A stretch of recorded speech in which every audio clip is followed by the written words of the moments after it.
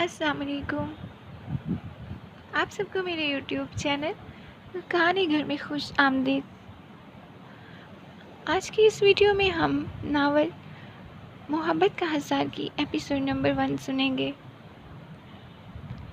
کوئی جائے نہ جائے میں ضرور جاؤں گی، میں نے بڑے آرام سے کہہ کر چائے کا کپ اٹھا کر ہونٹوں سے لگا لیا تو ایک دم خاموشی چھا گئی۔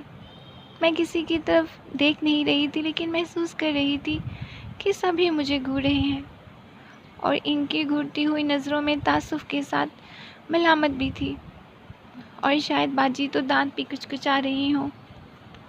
کتنی دیر بعد باجی کی آواز سنائی دی۔ سنا آپ نے امی جان یہ کیا کہہ رہی ہے؟ ہاں، اس کی تو ہر بات نرالی ہوتی ہے، ضرور وہ کام کرے گی جس کے لیے اس کو منع کیا جائے۔ امی نے پتہ نہیں باجی سے کیا کہا یا اپنے آپ سے، پھر فوراً روئی سوہن میری طرف مڑا۔ کیا کہا تم نے؟ تم جاؤ گی تایا کے گھر؟ کیوں؟ کیوں کا کیا مطلب؟ ان کے بیٹے کی شادی ہے، کارڈ بھیجا ہے انہوں نے، اور 1-2 آدمیوں کو تو نہیں سب کو بلایا ہے، اور ہم سب کو جانا چاہیے۔ میں نے اسی اطمینان سے کہا تو باجی تر کر بولی، کوئی ضرورت نہیں، کوئی نہیں جائے گا۔ ابو کو منع کر سکتی ہیں آپ؟ میں نے فوراً کہا، ابو جاتے ہیں تو جائیں، لیکن ہم میں سے کوئی نہیں جائے گا۔ میں جاؤں گی ابو کے ساتھ۔ میں نے ان کی بات پوری نہیں ہونے دی۔ سب جانتی ہو، پھر بھی ایسا کہہ رہی ہو؟ تمہیں اپنی بہن کا ذرا خیال نہیں؟ وہ لوگ تمہیں زیادہ پیارے ہیں۔ امی جان کو غصہ آ رہا تھا، وہ مجھے احساس دلانے کی کوشش کر رہی تھی، لیکن یہ نہیں تھا کہ میں ضد میں آ گئی تھی یا مجھے احساس نہیں تھا، بلکہ میں باجی کی ہی خاطر جانا چاہتی تھی، اس لیے اپنی بات پر اڑی رہی۔ اور جب ابو نے سنا کہ ان کے ساتھ جانے کے لیے تیار ہوں تو وہ صرف نہ خوش ہوئے بلکہ اسی روز ٹکٹ تو لے کر آئے اور میرے ہاتھ میں تھماتے ہوئے کہنے لگے، بیٹا تمہاری امی کی ناراضگی کسی حد تک ٹھیک ہے، لیکن میں کیا کروں، رشتہ داری تو ختم نہیں کی جا سکتی۔ تم کوشش کرو تمہاری امی تمہیں خوشی سے جانے کی اجازت دے۔ اور میں کیا کوشش کرتی؟ جہاں بات شروع کرتی امی مجھے بری طرح ڈانٹ دیتی تھی۔ باجی مجھ سے الگ ناراض تھیں۔ میں ان سے 1-2 سوٹ بھی مانگے جو انہوں نے مجھے نہیں دیے، حالانکہ وہ اس معاملے میں بہت فراخ دل تھی۔ بہرحال ان کی ناراضگی بھی بجا تھی، اس لیے میں نے ان کو کچھ نہیں جتایا۔ اصل میں باجی شروع سے تایا کے بیٹے عاصم سے منسوب تھی، گو کہ باقاعدہ منگنی وغیرہ تو نہیں ہوئی تھی، لیکن امی اور تائی اماں کے درمیان بات طے ہو چکی تھی۔ اس وقت تایا ابا یہی لاہور میں ہوتے تھے، اور ہم سب ایک ہی گھر میں رہا کرتے تھے، جہاں کبھی کوئی ایسی بات نہیں ہوتی تھی جو دونوں گھروں کے درمیان رنجش کا باعث بنتی۔ ان کے برعکس آپس میں محبت اور اتفاق بھی تھا۔ اس وقت میں 8ویں کلاس میں پڑھتی تھی جب امی نے مجھے بتایا کہ باجی عاصم بھائی کی دلہن بنے گی، اور مجھے یاد ہے میں اس بات کی تصدیق کرنے کے لیے عاصم بھائی کے پاس پہنچ گئی۔ عاصم بھائی، کیا باجی آپ کی دلہن بنے گی؟ تمہیں کس نے بتایا؟ ان کے ہونٹوں پر بہت خوبصورت مسکراہٹ تھی۔ امی نے۔ اب امی تو غلط نہیں کہہ سکتی نا، انہوں نے میری ناک چھو کر کہا، اور پھر میں بہت خوبصورت آنکھ مچولی دیکھتی تھی۔ عاصم بھائی بہانے بہانے سے اوپر آتے اور باجی کو دن میں کتنی بار نرگس باجی کے سے کوئی کام یاد دلا کر نیچے بلا لیتے۔ انہی دنوں تایا ابا کا ٹرانسفر پنڈی میں ہو گیا۔ پہلے تو وہ اکیلے گئے، غالباً رہائش کا مسئلہ ہوگا، اس کے بعد وہ اپنی فیملی کو بھی لے گئے۔ لاہور اور راولپنڈی میں کوئی اتنا فاصلہ نہیں تھا، پھر پتہ نہیں کیسے حلیج حائل ہو گیا۔ بس شروع کے چند ماہ ہی عاصم بھائی نے 15ویں دن چکر لگایا تھا، اور اس کے بعد مصروفیت کا بہانے کرنے لگے۔ اس کے باوجود امی خصوصاً باجی نے یہ شاید گمان کیا ہوگا تائی اماں یوں اپنی بات سے پھر جائیں گی، اور پھر 4 سال میں انتظار کرتے رہے۔ اس عرصے میں باجی کے لیے حقیقتاً کئی اچھے پرپوزل آئے، جنہیں امی نے ایک ہی جواب دیا تھا کہ وہ اپنے تایا کے بیٹے کے ساتھ منسوب ہے، اور یہی سچ بھی تھا، جسے جھٹلانے کا اب کوئی جواز بھی نہیں تھا۔ ادھر سے تو کوئی جواز پیش نہیں کیا گیا تھا، نہ کوئی عذر۔ بلکہ یوں جیسے سرے سے کوئی بات ہی نہیں تھی۔ جب ہی ایک دم عاصم بھائی کی شادی کا کاٹ آ گیا، گویا ان کے نزدیک زبان کی کوئی اہمیت نہ تھی۔ ظاہر ہے باجی اور امی جان کا غصہ بھی بجا تھا، بلکہ تایا ابا کے گھر سے ہمیشہ کے لیے قطع تعلق کا حق بھی رکھتی تھی۔ اور یہ نہیں تھا کہ مجھے افسوس نہیں تھا، مجھے بہت دکھ ہوا تھا۔ عاصم بھائی پر تو میں بہت غصہ بھی تھی، جنہوں نے میری اتنی پیاری باجی کو دکھ دیا تھا۔ انہوں نے ایسا کیوں کیا؟ شاید میں یہی جاننے کے لیے ان کی شادی میں جا رہی تھی۔ سنو، مجھے سوٹ کیس میں کپڑے رکھتے ہوئے باجی نے دیکھا تو کہنے لگی، کیا تمہیں ذرا بھی احساس نہیں ان لوگوں نے ہمارے ساتھ کیا کیا؟ کیوں نہیں؟ میں نے اپنے کام میں مصروف رہتے ہوئے باجی کو جواب دیا اور ان کا بازو پکڑ کر اپنی طرف موڑ لیا۔ تو پھر کیوں جا رہی ہو؟ انہیں یہ بتانے کہ ان کے اس اقدام سے ہمیں کوئی افسوس نہیں۔ میرے اتنے کہنے سے باجی سلگ پڑی اور مجھے دیکھنے لگی۔ کیا مطلب ہے تمہارا؟ یہ میں آپ کو آ کر بتاؤں گی۔ دیکھیں ابو پکار رہے ہیں۔ میں نے جلدی سے سوٹ کیس بند کیا اور زبردستی باجی کے گلے لگ کر باہر نکل آئی۔ ابو تیار کرے تھے اور انہی کی وجہ سے امی مجھے برا بھلا نہیں کہہ سکی۔ البتہ ان کی آنکھوں میں سخت ناگواری کو میں محسوس کر سکتی تھی۔ میں ڈرتے ڈرتے ان کے گلے لگی تو دھیرے سے بولی، خبردار کسی پر کچھ تانا نہیں۔ تمہاری باجی کے لیے کوئی رشتوں کی کمی نہیں ہے، میں جانتی ہوں، میں نے کہا اور دروازے میں کھڑی باجی کو دیکھ کر مسکرائی۔ تایا ابا کے گھر بہت رونق تھی۔ کراچی سے چھوٹی پھپھو حالہ عذرا کے ساتھ آئی ہوئی تھی۔ تائی اماں کی بہن اپنے بچوں کے ساتھ موجود تھی اور پتہ نہیں 2 لڑکیاں اور تھیں اور وہ کون تھیں۔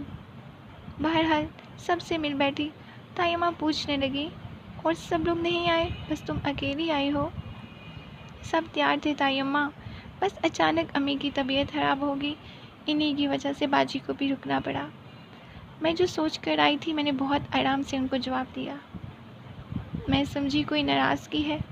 تائی اماں کے دل میں چوٹ تھا جب ہی انہوں نے مجھے ایسا سوال کیا۔ ناراضگی کیسی تائی اماں؟ وہ نرگس، انہیں کوئی جواب نہیں سنا تو نرگس کو پکارنے لگی، بہت خوشی ہو رہی ہے مجھے یہاں آ کر۔ عاصم بھائی کہاں ہے؟ اور وہ ہمایوں؟ کتنا عرصہ ہو گیا ہے سب کو ملے ہوئے۔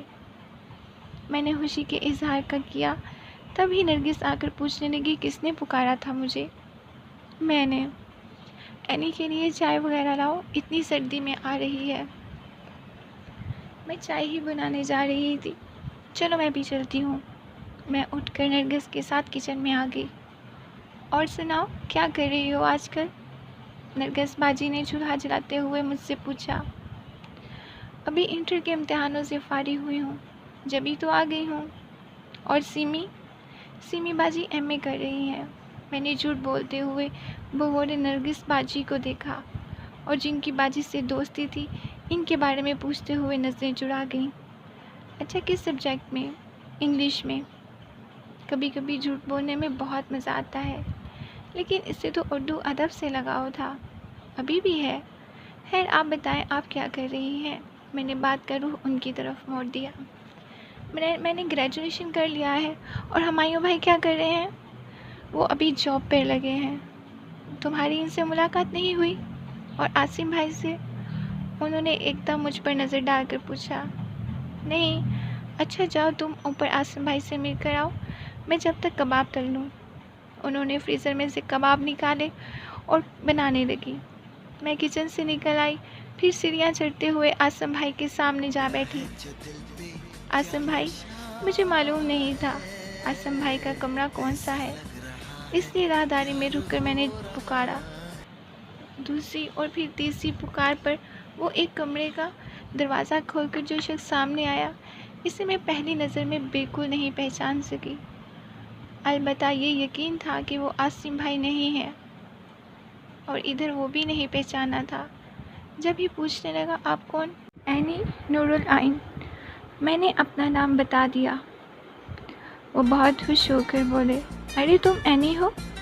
کمال ہے، میں نے تمہیں پہچانا ہی نہیں۔ آؤ اندر آؤ، پہلے اپنی پہچان تو کروائیں۔ ہمایوں نام میرا۔ یا پورا ڈیٹا بتاؤں؟ میں ہنس پڑی۔ نام ہی کافی ہے۔ اور کون کون آیا ہے؟ انہوں نے اشتیاق سے پوچھا۔ بس میں اور ابو۔ امی کی طبیعت ٹھیک نہیں تھی اس لیے نہیں آ سکی، بہت معذرت کر رہی تھی۔ اور سیمی؟ انہوں نے کھوجتی ہوئی نظروں سے دیکھا تو اس بات پر میری زبان لڑکھڑا گئی۔ وہ امی جان کی وجہ سے نہیں آئیں۔ ظاہر ہے امی کو اکیلا تو نہیں چھوڑا جا سکتا تھا۔ میں آتی یا وہ، اور میں نے ضد کی۔ تم تو کبھی ضدی نہیں تھی۔ ان کی نظریں ابھی بھی مجھ پر جمی ہوئی تھی۔ اب ہو گئی ہوں، میں ہلکے پھلکے انداز میں کہہ کر ہنسی۔ اچھا چلو میں چچا جان سے مل لوں۔ میں عاصم بھائی سے نہیں ملی، وہ موجود نہیں ہیں، اور ان کے کمرے کی طرف دیکھتے ہوئے بولے۔ پھر آگے بڑھ گئے تو میں ان کے پیچھے چل پڑی۔ پھر رات کے کھانے پر عاصم بھائی سے ملاقات ہوئی۔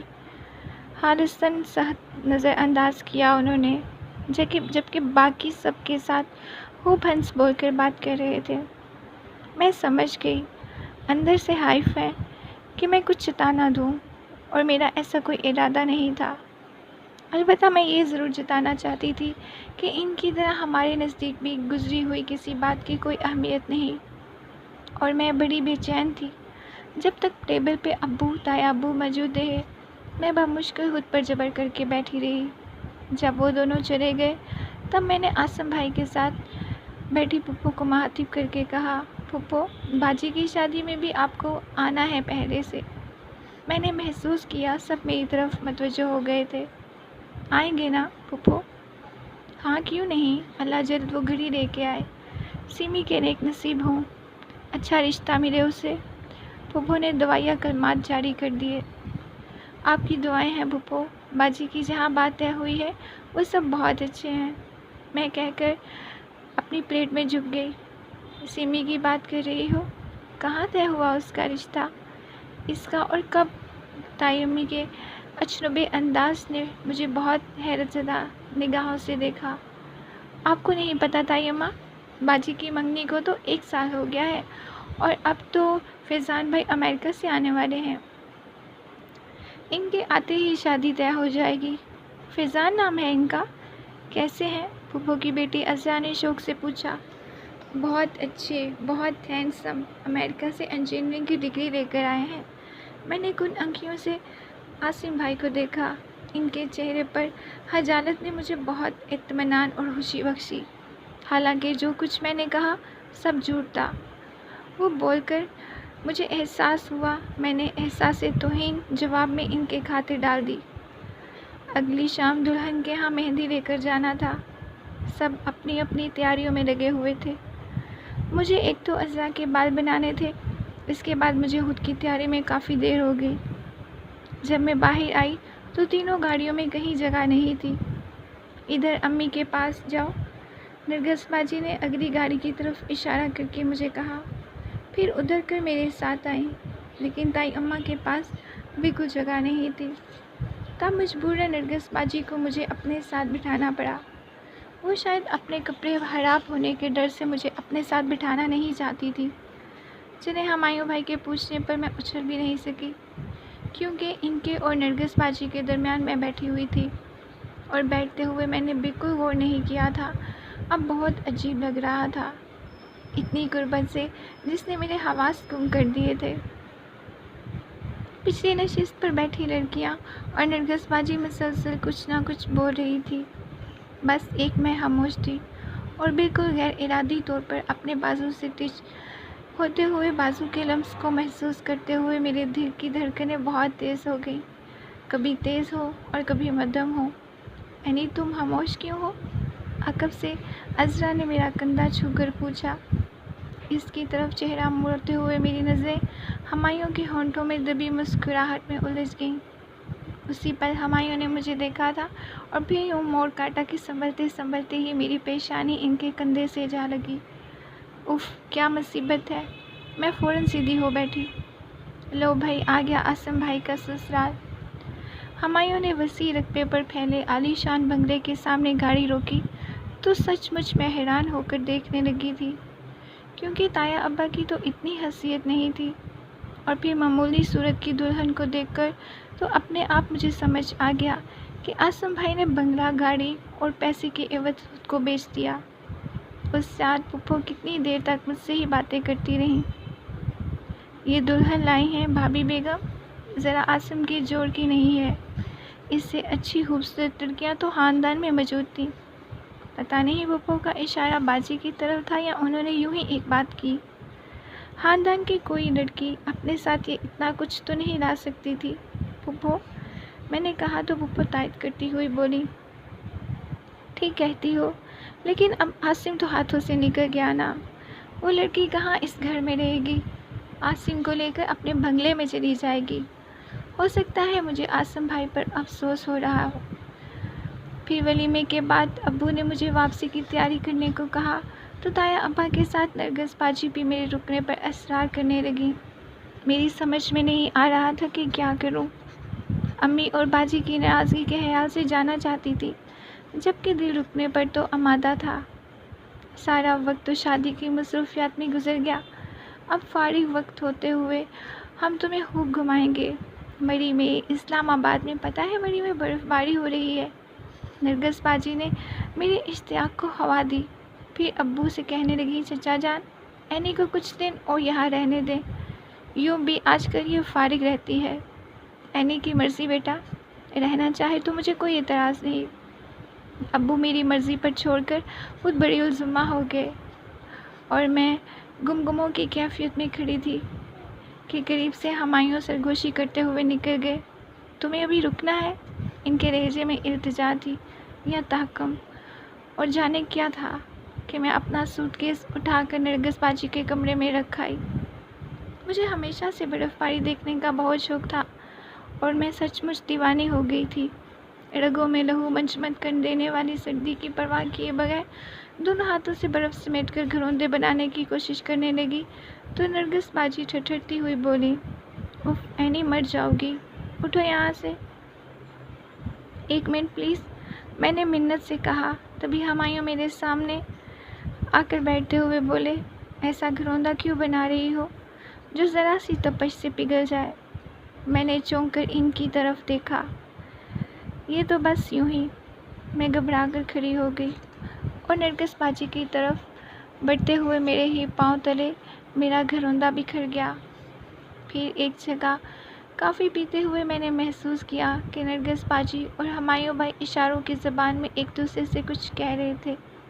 میں نے قصد ان دونوں کی طرف سے رخ موڑ لیا تاکہ وہ آسانی سے بات کر سکے، کیونکہ کبھی باجی اور میرے درمیان بھی کوئی تیسرا موجود ہوتا تو باجی اسی طرح اشارے سے مجھے کوئی بات سمجھانے کی کوشش کرتی، اور میں اس معاملے میں اتنی اناڑی تھی کہ اکثر جھنجھلا جاتی تھی۔ اس لیے میں نے ان دونوں کی طرف سے اپنا دھیان ہٹا دیا تھا۔ سنو، کچھ دیر بعد نرگس باجی مجھے اپنی طرف متوجہ کر کر کہنے لگی، تمہیں یاد ہے جب ہم لاہور میں تھے تو ہماری ماؤں نے عاصم بھائی اور سیمی بھابھی کی منگنی طے کی تھی؟ پھر میں نے جواب کے بجائے سوال اٹھا دیا۔ پھر یہ کہ تم لوگوں کو عاصم بھائی کی شادی پہ حیرت تو ہوئی ہوگی۔ انہوں نے کہا تو میں بظاہر لاپرواہی سے کندھے اچکا کر بولی، نہیں ایسی کوئی بات نہیں۔ کیسے نہیں ہے؟ ہمایوں بھائی بول پڑے، نہ صرف حیران کن بلکہ افسوسناک بھی ہے۔ کیا اب تک سیمی کو اس انتظار میں نہیں بٹھایا گیا کہ؟ نہیں ہمایوں بھائی، میں نے ان کی بات پوری نہیں ہونے دی۔ امی نے تو بہت پہلے سمجھ لیا تھا کہ ان کے اور تائی اماں کے درمیان طے ہونے والی بات کی کوئی اہمیت نہیں، کیونکہ اس طرف بالکل خاموشی تھی۔ اگر وقفے وقفے سے یاد دہانی کرائی جاتی تو فیضان بھائی کے ساتھ ان کی منگنی کبھی طے نہ کرتے، اور وہ بھی ان کی پسند سے۔ کیا واقعی تم سچ کہہ رہی ہو؟ نرگس باجی نے بے یقینی سے پوچھا۔ جھوٹ بول کر ہمیں کیا ملے گا؟ میں کستر مسکرائی تو ہمایوں نے یوں گہری سانس کھینچی جیسے دل سے کوئی بوجھ اتر گیا ہو۔ تب نرگس باجی کہنے لگی، ہم نے تو خاموشی یوں اختیار کر لی تھی کہ عاصم بھائی اپنے دل اور باس کے چکر میں آ گئے تھے، اور اس تمام عرصے میں ہم سب نے بہت کوشش کی کہ وہ بہت بڑا آدمی بننے کا خیال چھوڑ دیں، لیکن یقین کرو ہم میں سے کوئی بھی اس شادی پر رضا نہیں تھا۔ چلیں جو ہوا اچھا ہوا۔ میں نے ان کے چہروں پر ندامت دیکھ کے بات ختم کر دی۔ لیکن اب مجھے دل پر بوجھ محسوس ہو رہا تھا۔ پتہ نہیں میرا جھوٹ کب تک چلے گا۔ پھر جتنے دن میں تایا ابا کے گھر رہی، مجھے ہر دم یہی خدشہ رہتا کہ کہیں میرا جھوٹ کھل کر مجھ سے ان کی نظروں کے سامنے شرمندہ نہ کر دے، کیونکہ وہ اعتراف کر کے ہلکے ہو گئے تھے اور میرے لیے یہ بہت مشکل تھا۔ شاید اسی خوف سے میں نے واپسی کی رٹ لگا دی۔ بس تایا ابا، بہت رہ لیا، آپ ابو کو فون کریں مجھے یہاں سے آ کر لے جائیں۔ میں نے تایا ابا کی منت کی۔ بیٹا کیوں اتنی پریشان ہو گئی ہو؟ یہ تمہارا اپنا گھر ہے۔ تایا ابا نے شفقت سے میرے سر پر ہاتھ رکھتے ہوئے کہا۔ اصل میں کبھی امی اور باجی سے اتنے دور نہیں رہی۔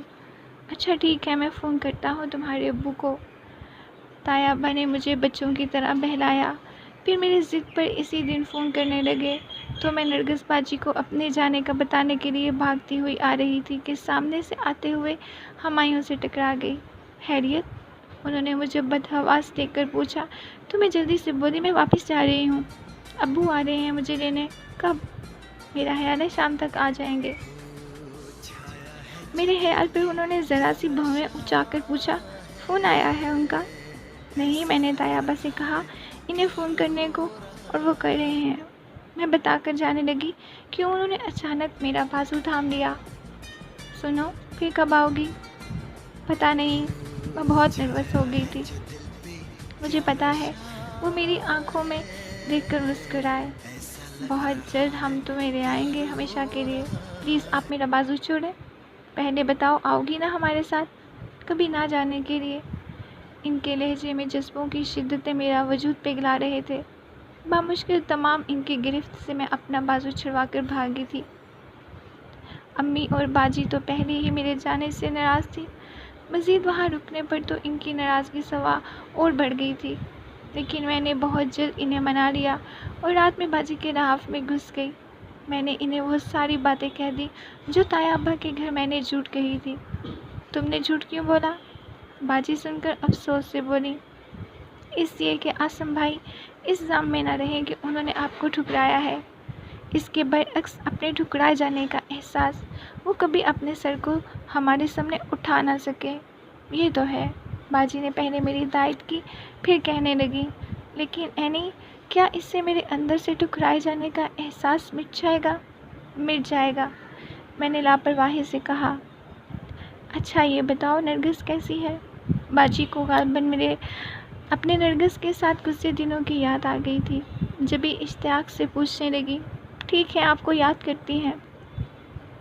اور ہمایوں؟ ہمایوں؟ ہونٹوں کی بے آواز جنب سے میرا دل زور زور سے دھڑکنے لگا تھا اور ذہن رو بہہ گیا تھا۔ کہاں کھو گئے؟ باجی نے میرے گال پر تھپکا تو میں اچانک چونک کر بولی، نیند کا جھونکا آ گیا تھا، جاؤ سو جاؤ۔ میں فوراً اٹھ کر اپنے بیڈ پر آ گئی اور لحاف میں منہ چھپا کر اپنی دھڑکنیں شمار کرنے لگی تھی۔ میری زندگی میں خوبصورت موڑ آ گیا تھا۔ میں آہٹوں پر چونکنے لگی تھی اور جاگتی آنکھوں سے جانے کیسے کیسے خواب سجا لیے تھے۔ کتنے دن گزر گئے، ہمایوں بہت یاد آنے لگا تھا۔ میں ایک ایک دن گن رہی تھی اور کتنی نادان تھی جو یہ بھول گئی تھی کہ مجھ سے پہلے باجی ہیں جن کی فکر میں امی اپنی نیندیں تک کھو بیٹھی ہیں۔ یہ احساس مجھے اس وقت ہوا جب امی کی ایک جاننے والی اپنے بیٹے کا پرپوزل میرے لیے لے کر آئیں تو امی نے یہ کہہ کر منع کر دیا کہ جب تک بڑی کی نہیں ہو جاتی چھوٹی کا انہیں سوچنا بھی نہیں۔ مجھے جہاں اس پرپوزل کے ٹل جانے کا اطمینان ہوا، وہاں یہ خیال کہ کہیں ہمایوں کے لیے بھی ایسا ہی جواب نہ ہو، اور اس خیال نے مجھے پریشان کر دیا۔ جتنی شدت منتظر تھی، اس شدت سے دعا کرنے لگی کہ اس کی طرف سے بھی یا اللہ کوئی آ جائے ہمارے گھر۔ آج کل تمہارا دھیان کہاں رہتا ہے؟ کام کیا کہو، کرتی کیا ہو؟ اس روز باجی نے مجھے ٹوکا۔ میں بری طرح سٹپٹا گئی۔ وہ اصل میں رزلٹ آنے والا ہے نا، دعا کریں میں پاس ہو جاؤں۔ پہلے کبھی تم فیل ہوئی ہو جو اب ہوگی؟ خواہ کی فکر لے کے بیٹھی ہو۔ باجی الٹا مجھے لتاڑنے لگی، نہیں کام کرنے کو دل چاہتا تو مت کرو، کیوں بگڑ رہی ہو خواہ؟ مجھے اچانک غصہ آ گیا، خواہ بگڑ رہی ہوں؟ یہ دیکھو، باجی پتیلی میرے سامنے کرتے ہوئے بولی میں نے چاول بھگونے کو کہا تھا اور تم نے لے کے آٹے کی لئی بنا دی۔ یہ آٹا ہے؟ میں نے ان کے ہاتھ سے پتیلی جھپٹ لی۔ آٹا؟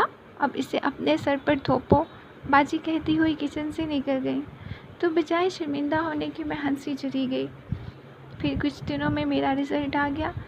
حسب سابق مجھے اچھے نمبروں سے پاس ہوئی۔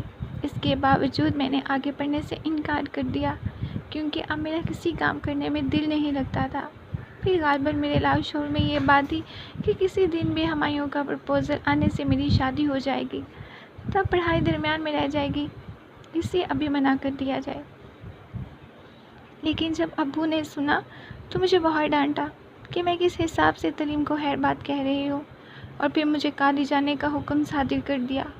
میں نے مجبوراً BA میں ایڈمیشن لے لیا اور پھر وہی روٹین شروع ہو گئی جو پہلے مجھے اچھی اور اب انتہائی بور لگنے لگی تھی۔ عجیب روکھے پھیکے دن تھے، میں سخت اکتائی ہوئی تھی، اپنے آپ میں غصہ بھی آتا تھا۔ میں کیوں عاصم بھائی کی شادی میں چلی گئی؟ کاش امی اور باجی کی بات مان لیتی تو آج سکون سے ہوتی۔ ہمایوں نے زندگی کو نیا موڑ دے کر مجھے تو بے چین کر دیا، کبھی اس کے آنے کی دعا، کبھی نہ آنے کی۔ پتہ نہیں میری یہ سکونی بے سکونی بے چینی کب ختم ہوگی۔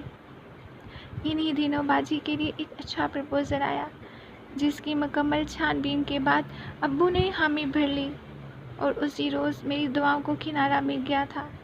یعنی اب صرف ہمایوں کے آنے کی دعا تھی جو دل کی گہرائیوں سے نکل کر یوں مقبول ہوئی کہ تیسرے دن جب میں کالج سے لوٹی تو وہ تایا ابا اور تائی اماں کے سمیت ہمارے گھر میں موجود تھے۔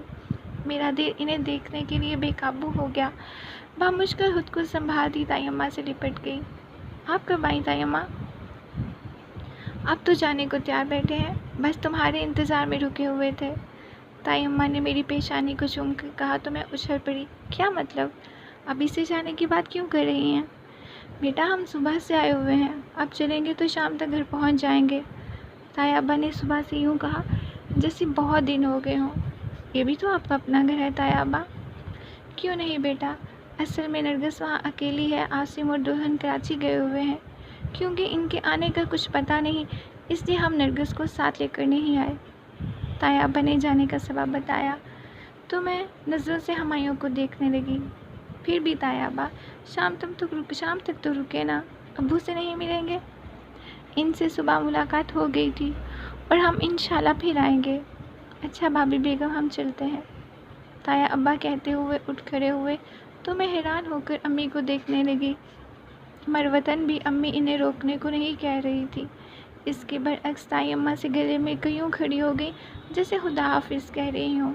باجی، میں نے باجی کی تلاش میں نظریں دہرانے کے ساتھ انہیں ادھر ادھر پکارا، لیکن وہ جانے کس کونے میں تھی، میری پکار کا کوئی جواب نہیں دیا۔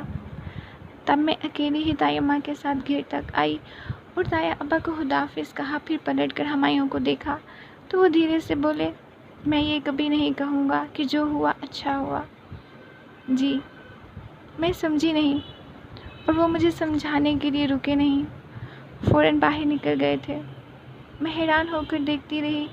جب ان کی گاڑی موڑ نظروں سے اوجھل ہو گئی تب میں بھاگتی ہوئی اندر آئی تاکہ امی کو ان کے نامناسب رویے کا احساس دلا سکوں، لیکن آگے باجی کو ہنستے دیکھ کر میں ٹھٹک گئی۔ کیا ہوا باجی؟ ارے آج تو کمال ہو گیا، میں بہت خوش ہوں کیونکہ میرے اندر سے ٹھکرائے جانے کا احساس مٹ گیا ہے، میں نے بدلہ لے لیا ہے۔